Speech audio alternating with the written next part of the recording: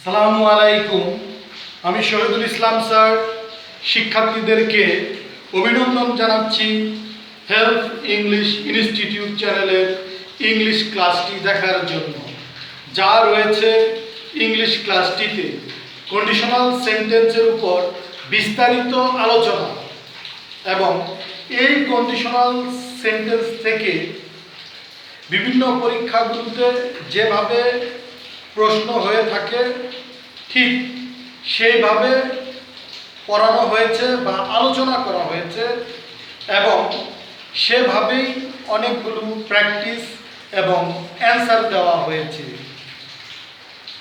তো যা যাক আমার এই ক্লাসটির দিকে। তবে হ্যাঁ, যারা এখনও আমার চ্যানেলটিকে সাবস্ক্রাইব করেননি তারা আমার চ্যানেলটিকে সাবস্ক্রাইব করুন, বেল আইকনে প্রেস করুন ও কমেন্টস করুন আমার সাথে থাকার জন্য ও আমার ইংলিশ ক্লাসের নতুন নতুন ভিডিওগুলি যাতে আপনাদের কাছে অতি সহজে পৌঁছে যায় সেজন্য। যা যাক ক্লাসটির দিকে। Topic conditional sentence. এই কন্ডিশনাল সেন্টেন্সের বাংলা অর্থ হচ্ছে শর্ত যুক্ত বাক্য। তো এই কন্ডিশনাল সেন্টেন্স কি বা কাকে বলে? ইফ যুক্ত ইংরেজি ক্লজকে কন্ডিশনাল সেন্টেন্স বলা হয়। আমি যদি আরো সহজভাবে বলি, ইফ যুক্ত ইংরেজি বাক্যকে কন্ডিশনাল সেন্টেন্স বলা হয়। তো আমরা কি শিখলাম? কন্ডিশনাল মানেই হচ্ছে ইফ। ইফ অর্থ যদি, তা আমরা সকলেই জানি। এখন আমরা দেখব যে কন্ডিশনাল সেন্টেন্স কয় প্রকার। এই কন্ডিশনাল সেন্টেন্স 4 প্রকার। First conditional, second conditional, third conditional, fourth conditional. এই ফার্স্ট কন্ডিশনাল সেন্টেন্সের মধ্যে ইফ রয়েছে, সেকেন্ড কন্ডিশনালের মধ্যে ইফ রয়েছে, থার্ড কন্ডিশনালের মধ্যে ইফ রয়েছে। তবে ফোর্থ কন্ডিশনালের মধ্যে ইফ আছে। ফোর্থ কন্ডিশনালের মধ্যে ইফের পাশাপাশি হ্যাডও রয়েছে। দেখা যাক। এখন আমরা দেখব ফার্স্ট কন্ডিশনাল এর ব্যবহার। ইফ যুক্ত প্রথম বাক্য প্রেজেন্ট ইনডিফিনিট টেন্স হলে দ্বিতীয় বাক্যটি ফিউচার ইনডিফিনিট টেন্স হয় অথবা ইম্পারেটিভ সেন্টেন্স হয়। এখন আমরা উদাহরণ দেখব। If he reads more he will make good result. তাই এই যে ইফ যুক্ত প্রথম বাক্যটি প্রেজেন্ট ইনডিফিনিট টেন্স আছে, তাই দ্বিতীয় বাক্যটি ফিউচার ইনডিফিনিট টেন্স হয়েছে। If I am late walk first. এই প্রথম বাক্যটি প্রেজেন্ট ইনডিফিনিট টেন্স আছে, দ্বিতীয় বাক্যটি ইম্পারেটিভ সেন্টেন্স হয়েছে। ইফ যুক্ত প্রথম বাক্য প্রেজেন্ট ইনডিফিনিট টেন্স হলে দ্বিতীয় বাক্যে সাবজেক্ট এর পর ক্যান মে বসে। কেন বসতে পারে অথবা মেও বসতে পারে। মূল ভার্বটি প্রেজেন্ট ফর্ম হয়। এক্ষেত্রে উভয় বাক্যর মধ্যে সম্ভাবনা অর্থ প্রকাশ থাকে বা প্রকাশ পেয়ে থাকে। যেমন if it stops raining we may go out. এই প্রথম বাক্যটির ভিতরে সম্ভাবনা প্রকাশ আছে, দ্বিতীয় বাক্যটির ভিতরেও সম্ভাবনা প্রকাশ আছে। কিভাবে? ইফ ইট স্টপস রেইনিং, যদি বৃষ্টি থামে, উই মে গো আউট, আমরা বাহিরে যেতে পারি বা আমরা বাহিরে যেতে পারব। তো যদি বৃষ্টি থামে, এই কথাটি একটি সম্ভাবনার কথা। আমরা বাইরে যেতে পারি বা পারবো, তাও একটি সম্ভাবনার কথা।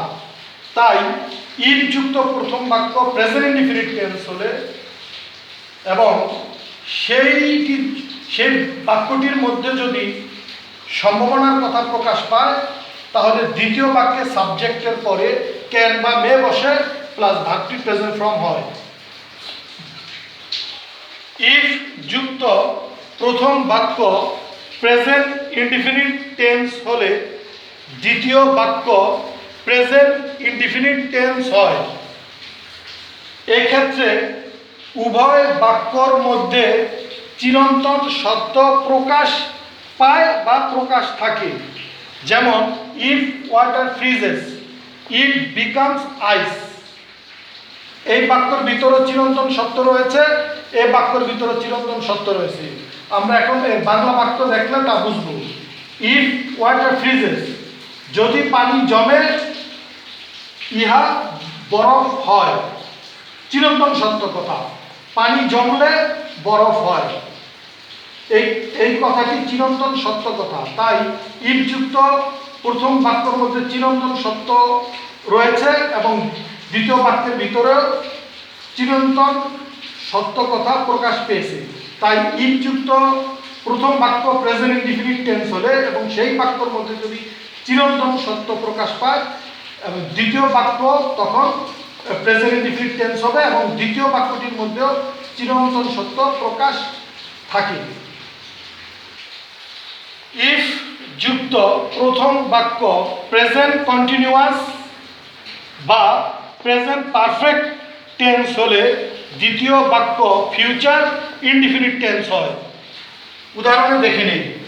If you are looking for Rana, you will find him at office.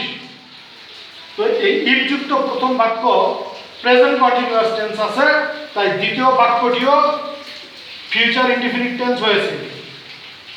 If you have written a letter, I shall post it. If যুক্ত প্রথম বাক্য প্রেজেন্ট পারফেক্ট টেন্স আছে, দ্বিতীয় বাক্যটি ফিউচার ইনডিফিনিট টেন্স হয়েছে। প্রিয় শিক্ষার্থীগণ, এখন আমরা দেখব যে ইফ যুক্ত প্রথম বাক্য প্রেজেন্ট ইনডিফিনিট টেন্স হলে এবং দ্বিতীয় বাক্যে সাবজেক্টের পরে শুড, মাস্ট, হ্যাড বেটার বসে এবং ভার্বটি প্রেজেন্ট ফর্ম হয়।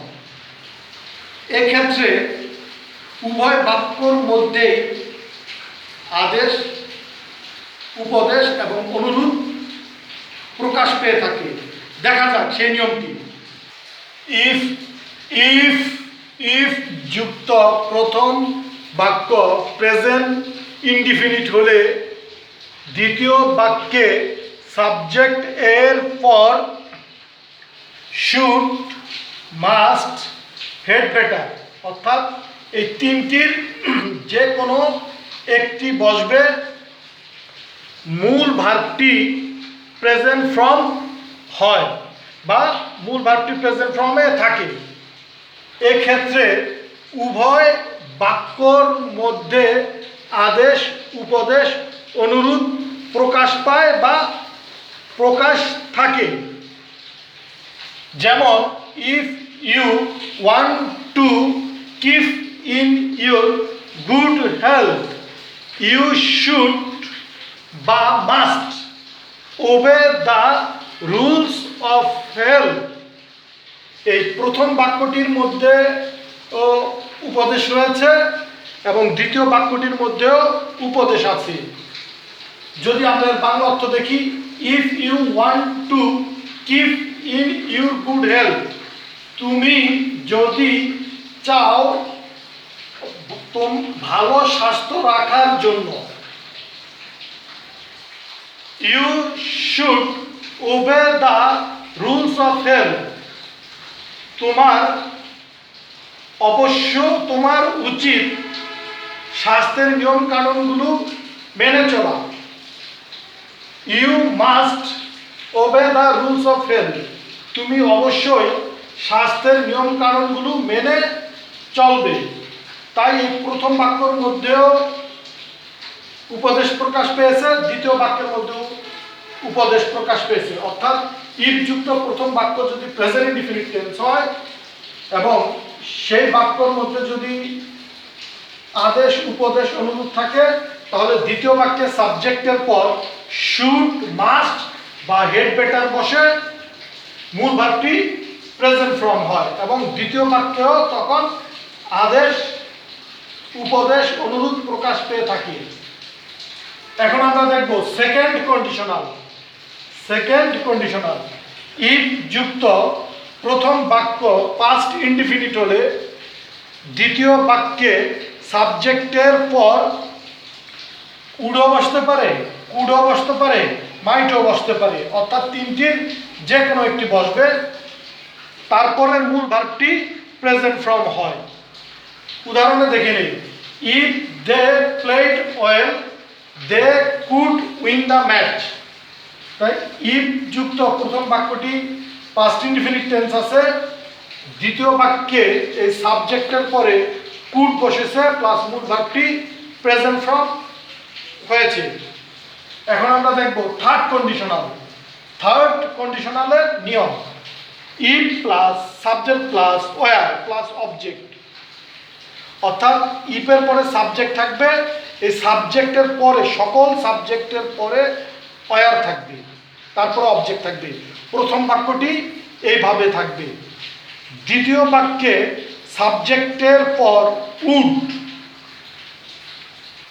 কুড, মাইট, অর্থাৎ উড, কুড, মাইট এই তিনটির যে কোনো একটি বসবে, মূল ভার্বটি প্রেজেন্ট ফর্ম হবে। উদাহরণ দেখে নিই, if I were you I could help them. তো এখানে ইফ বসেছে, তারপরে সাবজেক্ট বসেছে, তারপরে ওয়ার বসেছে, তারপরে অবজেক্ট, আর আই কুড হেল্প দেম, তারপরে সাবজেক্ট বসেছে, তারপরে কুড আছে, যে মূল ভার্বটি প্রেজেন্ট ফর্ম হয়েছে। আবার প্রথমে ওয়ার বসতে পারে, তারপরে সাবজেক্ট, তারপরে অবজেক্ট। আমি আবার বলছি, প্রথম ওয়ার বসবে, অর্থাৎ সাবজেক্টের আগে ওয়ার বসবে, তারপরে সাবজেক্ট, তারপরে অবজেক্ট। প্রথম বাক্যটি এইভাবে হবে। দ্বিতীয় বাক্যে সাবজেক্টের পর উড, কুড, মাইট বসে, অর্থাৎ উড, কুড, মাইট তিনটার যে কোনো একটি বসবে, মূল ভার্বটি প্রেজেন্ট ফর্ম হয়। উদাহরণ দেখি, were I there I could see him. তাই প্রথমে ওয়ার বসেছে, তারপরে সাবজেক্ট, তারপরে অবজেক্ট। দ্বিতীয় বাক্যে সাবজেক্ট বসেছে, তারপরে কুড বসেছে, মূল ভার্বটি প্রেজেন্ট ফর্ম হয়েছে। প্রিয় শিক্ষার্থীগণ, এখন আমরা দেখব ফোর্থ কন্ডিশনালের ব্যবহার। দেখেন, ফোর্থ কন্ডিশনাল, ইফ বা হ্যাড। ইফ অর্থ যদি, আমরা তো সবাই জানি, আর হ্যাড অর্থ থাকতো। ইফ যুক্ত প্রথম বাক্য পাস্ট পারফেক্ট টেন্স হলে দ্বিতীয় বাক্যে সাবজেক্টের পর উড হ্যাভ হতে পারে, অথবা কুড হ্যাভও হতে পারে, অথবা মাইট হ্যাভও হতে পারে, অথবা শুড হ্যাভও হতে পারে। তারপরের মূল ভার্বটি পাস্ট পার্টিসিপল ফর্ম হয়। উদাহরণে দেখে নেই, if he had done it he would have earned more. তাই ইফ প্রথমে ইফ রয়েছে, পরবর্তীতে সাবজেক্ট, পরবর্তীতে পাস্ট পারফেক্ট টেন্স, দ্বিতীয় বাক্যে সাবজেক্টের পরে উড হ্যাভ রয়েছে, মূল ভার্বটি পাস্ট পার্টিসিপল ফর্ম রয়েছে। Had plus subject plus been, অথবা ভার্বের past participle form plus object. আমি আবার বলছি, এই হ্যাডের পরে সাবজেক্ট থাকবে, সাবজেক্টের পরে বিন থাকতে পারে, অথবা ভার্বের পাস্ট পার্টিসিপল ফর্ম থাকবে প্লাস অবজেক্ট। এটা হলো প্রথম বাক্য, এভাবে থাকবে। আর দ্বিতীয় বাক্যে সাবজেক্টের পর উড হ্যাভও বসতে পারে, কুড হ্যাভও বসতে পারে, শুড হ্যাভও বসতে পারে, মাইট হ্যাভও বসতে পারে, অর্থাৎ যে কোনো একটি বসবে। মূল ভার্বটি পাস্ট পার্টিসিপল ফ্রম হয়। আমরা উদাহরণে দেখি, had Rana known them he could have gone with them. তাহলে এই যে হ্যাড রয়েছে, হ্যাডের পরে সাবজেক্ট, ভার্বের পাস্ট পার্টিসিপল ফ্রম, দ্বিতীয় বাক্যে সাবজেক্ট, সাবজেক্টের পরে কুড হ্যাভ রয়েছে, প্লাস এই ভার্বের past participle form. Had I been there I would have seen him. Had রয়েছে, তারপরে সাবজেক্ট, তারপরে বিন, দ্বিতীয় বাক্যে সাবজেক্ট রয়েছে, তারপরে উড হ্যাভ, তারপরে যে ভার্বের পাস্ট পার্টিসিপল ফ্রম। প্রিয় শিক্ষার্থীগণ, এখন আমরা দেখব এই কন্ডিশনাল সেন্টেন্সের প্র্যাকটিস এবং অ্যান্সার। পরীক্ষাগুলোতে যেভাবে প্রশ্ন এসে থাকে ঠিক সেই অনুরূপ প্র্যাকটিস দেওয়া হয়েছে। দেখা যাক। প্রিয় শিক্ষার্থীগণ, এখন আমরা দেখব কন্ডিশনাল সেন্টেন্সের practice. Conditional sentence practice and answer. আমি শিক্ষার্থীদের সুবিধার্থে প্র্যাকটিসগুলো পড়ছি। If the manager and used the chief, he would be beneficiary. If Rashid had memorized the inscription, he does worthy of acting. If my close friend would like to visit a historical place, I go with him. The wing append me if I had transited there. The match not win if the best player did not come. If the typewriter had typed well, we fathom well.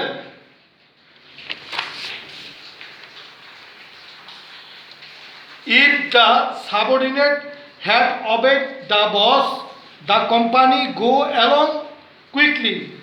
Had survival educated correctly, the situation befall. Where I confer with Rana, I be beneficiary. The helm be excellent. If the dishonest did not enter into assembly, had I enhance my ability, it be helpful to my family. The guest go out if it stops raining. If Rana wants to shine in life, woke up to something. If the youngster want to stay in good health, they maintain the rules of health. Had Della scolded Jim, Jim never banned, B-E-N-D, banned his beautiful watch. Had Shiju been there, she traces me. If Shumon has memorized the poem, he performs well. If they are searching for me, they find me. If he is affluent, he manages a good job. Where Shiju is, she back up the skilled pupil. The Redeemer would look over the situation. If he to be John, if he to be affluent, he helps the invaded community. If the cat is hungry, I give it some food. If Simran did not prepare his lesson, he not make good result in the exam. If I were you, I take care the baby more carefully. If my mother heats water to 100% centigrade, water boil properly. Water become ice. If it freezes, flow them. if you to be eager to do this, the hair not shall to the madam Soprani, if Della had managed money, if I have love affair with her, I marry her. অর্থাৎ এই bracket বা underline ওয়ার্ডগুলো incorrect, verb এগুলিকে সঠিক করতে হবে। Answer, এক নম্বরের অ্যান্সার হচ্ছে অ্যানইউজড, 2 নম্বরের উড হ্যাভ ডান, 3 নম্বরের উইল গো, 4 নম্বরে উড হ্যাভ অ্যাপেন্ডেড, 5 নম্বরে কুড নট উইন, 6 নম্বরে কুড হ্যাভ ফ্যাথমড, 7 নম্বরে কুড হ্যাভ গন অ্যালং, 8 নম্বরে কুড নট হ্যাভ বিন বিফল্ট, 9 নম্বরে উড বি, 10 নম্বরে উড বি অথবা উড বি এন্টার, 11 নম্বরে এনহ্যান্সড কুড বি, 12 নম্বরে মে গো আউট, 13 নম্বরে ওয়াক আপ, 14 নম্বরে শুড বা মাস্ট বা হেড বেটার মেনটেন, 15 নম্বরে উড হ্যাভ ব্যান্ডেড, 16 নম্বরে কুড হ্যাভ ট্রেসড, 17 নম্বরে উইল পারফর্ম, 18 নম্বরে উইল ফাইন্ড, 19 নম্বরে ক্যান ম্যানেজ, 20 নম্বরে কুড ব্যাকআপ, 21 নম্বরে ইজ, 22 নম্বরে ওয়ার কুড হেল্প বা ইজ উইল হেল্প, 23 নম্বরে উইল গিভ, 24 নম্বরে প্রিপেয়ার উড নট মেক, 25 নম্বরে উড টেক কেয়ার, 26 নম্বরে বয়েলস, 27 নম্বরে বিকামস ফ্রিজেস, 28 নম্বরে আর, 29 নম্বরে would not have been sold, 30 নম্বরে উইল মেরি। শিক্ষার্থীরা ভালো থাকুন, সুস্থ থাকুন, আমার সাথে থাকুন।